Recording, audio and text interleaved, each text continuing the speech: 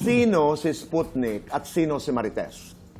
Si Sputnik po ay ang pinaka-mabait, pinaka-mapagkakatiwalaan na katiwala ni... Mukha lang hindi. Kasi naman sa'yo. Ay, Okay. Na mapagkakatiwalaan ni Boss Gabby at saka ni Ate Marian na katiwala.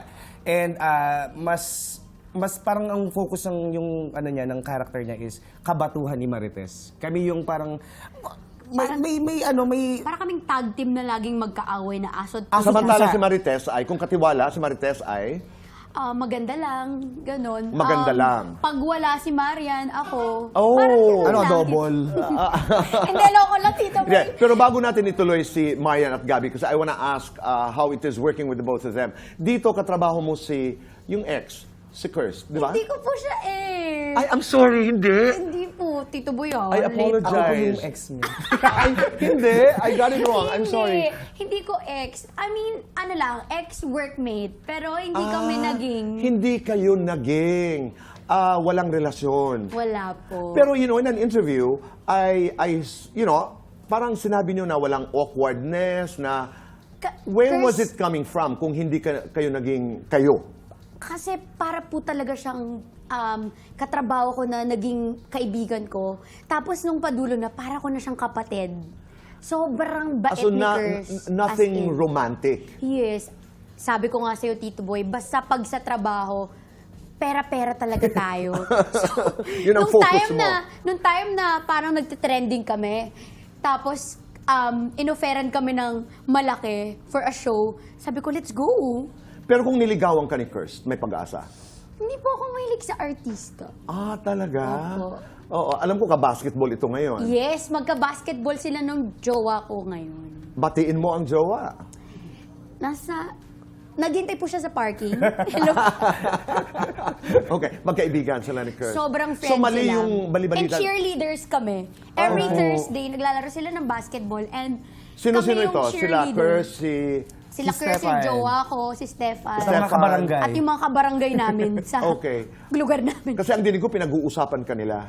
Actually, ikaw po yung pinag-uusapan nila. Talaga? Opo. Anong sinasabi nila? Good things naman. Salamat. Opo. Okay, nung una yung nakatrabaho, si Gabby at saka si Marian, kumusta yung karanasan? Si Papa kasi, nakasama ko na po siya sa movie, si Papa Gabs. I call him Papa kasi nga, Kiray Celis Casey.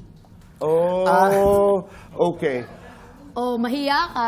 Hi, Christina. Mahiya ka. Sabi ko talaga, hi, Hello. Christina. Hi, Casey, if you're watching. Hello. I'm still waiting for you guesting here on Fast Talk. Di ba? Inaantay natin si Casey Concepcion. Andito na po ako. Okay. Nauna na sa Kiray, Itabi kaya mo. sumunod ka na. Kay Cementerio.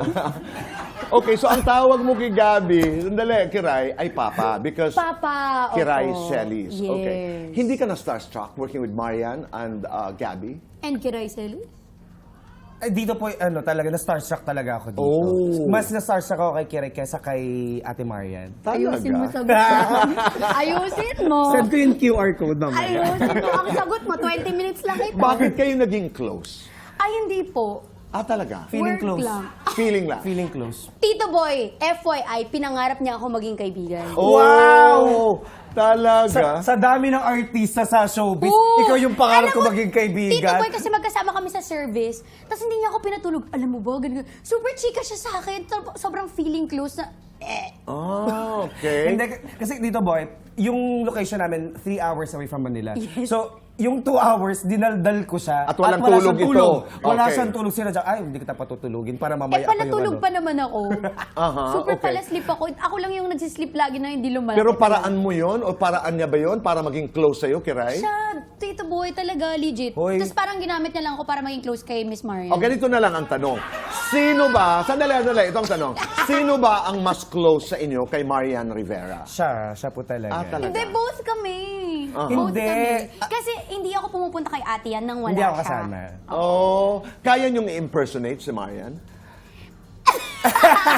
Ayan, tawa. Ganyan siya tumawa. Ganun siya tumawa. Ganun. Yung out loud. Paano? Yung... Pangit ng sayo. Ang pangit na.